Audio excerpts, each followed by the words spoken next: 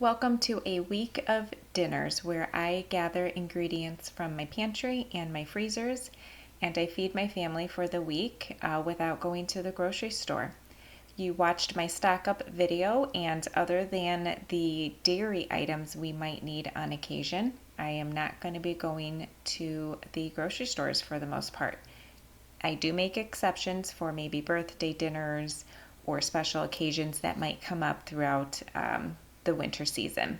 So it's Sunday, and I am getting these chicken drumsticks ready for the oven. I also am going to get ready meatballs for Monday's dinner.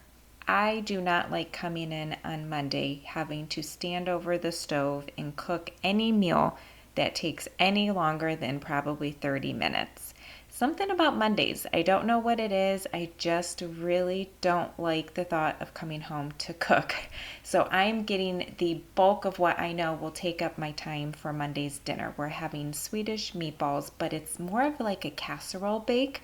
I'm going to pin that recipe in the description box below. I found it on Pinterest, and let me tell you, it really is fantastic. So I'm getting the meatballs mixed up, and I did add in some not dehydrated, freeze-dried carrots and squash.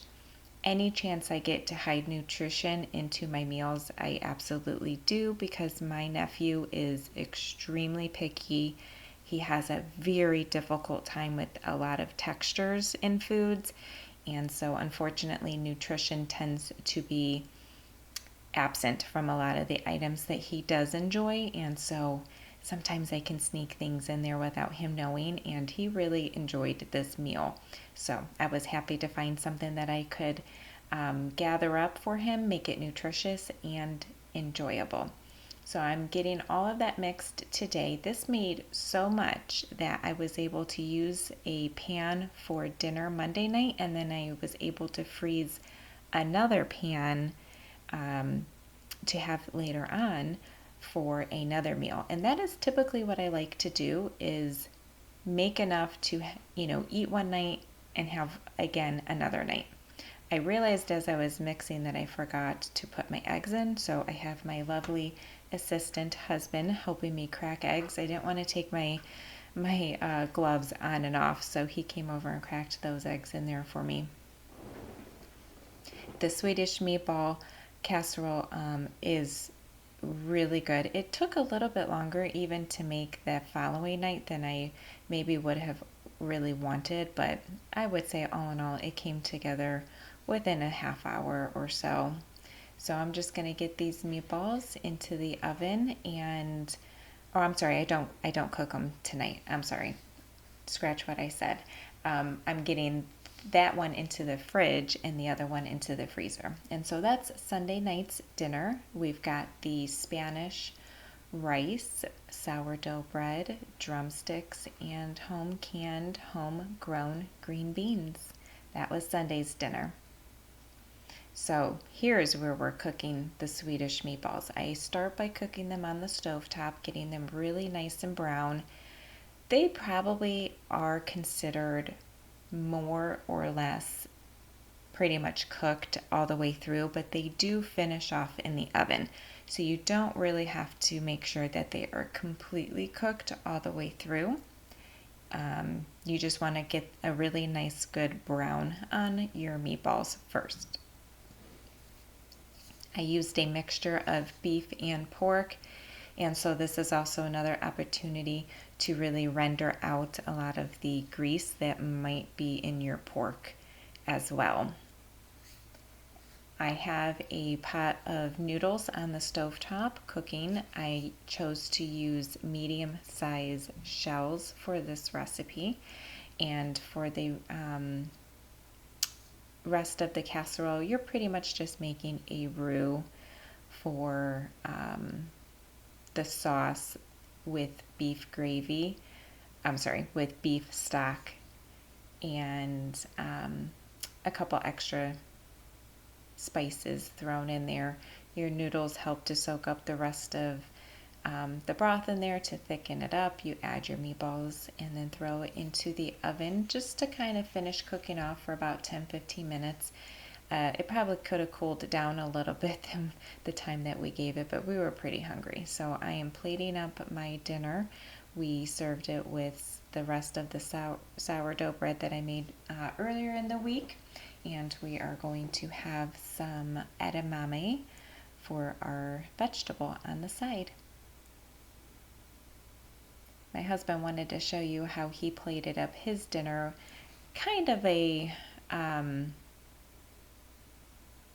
carb-free, not really carb-free, but I guess it may be a little bit healthier with his broccoli and rice. So for dinner Tuesday, I'm doing a slow cooker meal.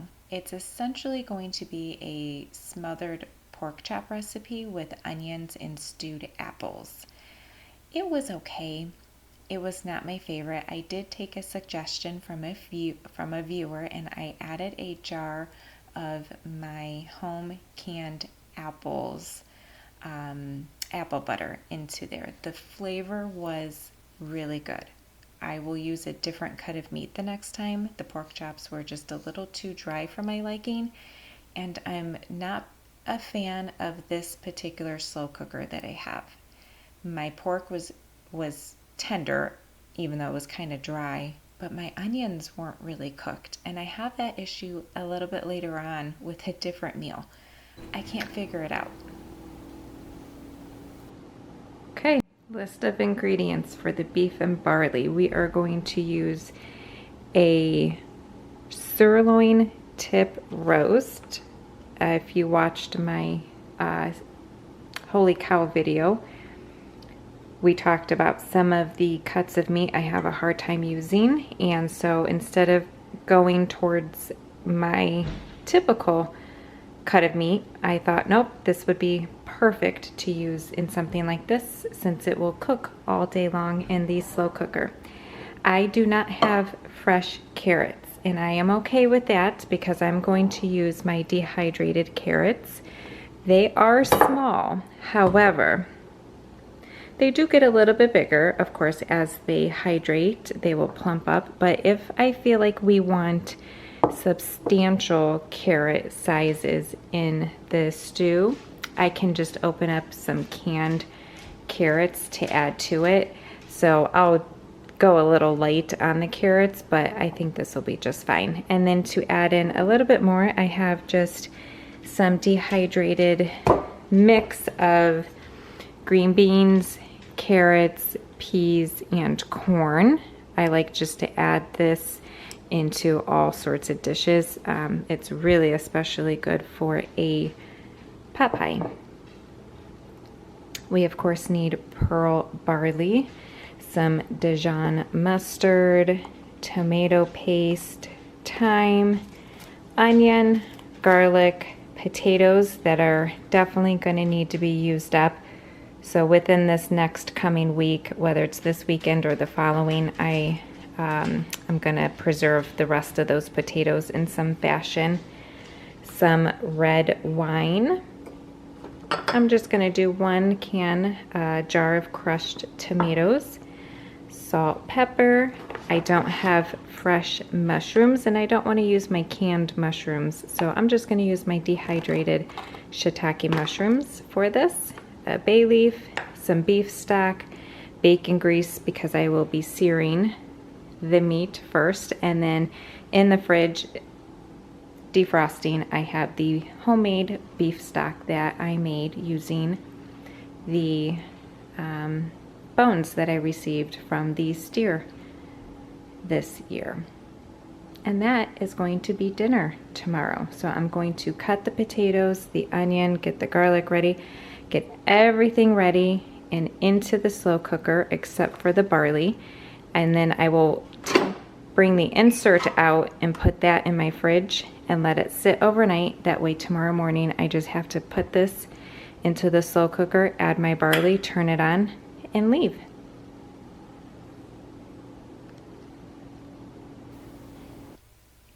The next morning, I put my insert into the slow cooker. I'm going to add my pearled barley, turn it on for 8 hours on low. I will say it cooked that meat beautifully. It was so tender. I'm really happy with the choice of meat, and I will use it again for things like this. But the slow cooker, I don't know. I think it might have to go. It cooked the meat beautifully, but my potatoes still tasted practically raw. They were not soft at all. I don't know how my slow cooker isn't cooking some things but cooking everything else. It's really weird. So I put it on the stovetop and simmered it for a little while because we had it as leftovers the next night for Friday night's dinner, and it was perfect. Those potatoes came out great. It tasted so good. Saturday is pizza and wing night. So I made a traditional pizza crust for my nephew, and then I made a sourdough pizza crust for my husband and me, and it was phenomenal. I did film me making the sourdough pizza dough, and I really recommend that. It'll be up in a couple weeks on how I did that. We will certainly do it again. My husband and I enjoyed it that much. So that was really a fun night. And then we're gonna cook our pizzas in the paisano, which is a kind of makes your pizza come out like it was in a wood burning brick oven for your, the way they cook the pizzas. Oh, it turns out fantastic. I really, really recommend it.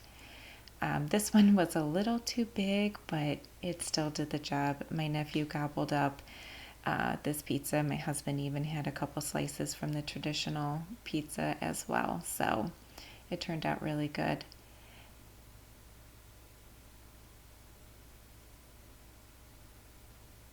This is the sourdough pizza crust. It's a little bit thinner, so I learned next time instead of quartering the dough, I'm going to just half it, and each half will make one pizza crust, but it was still really delicious. So that's what we had for Saturday night. Sunday night we had a roast chicken, which I already have a video up on my channel on how I do that, so I did not show that again. And that was one whole week of dinners from my pantry and from my freezer. So I hope it gave you some ideas. Sometimes it might mean you have to make a couple things from scratch or think ahead and get things into the slow cooker, which is why I really recommend menu planning, which I will have a video on soon on how I strategically plan my menus and how I always have different dinner ideas to fall back on, just in case it needs to switch up a little bit. I hope I'll see you next time. Thanks for watching.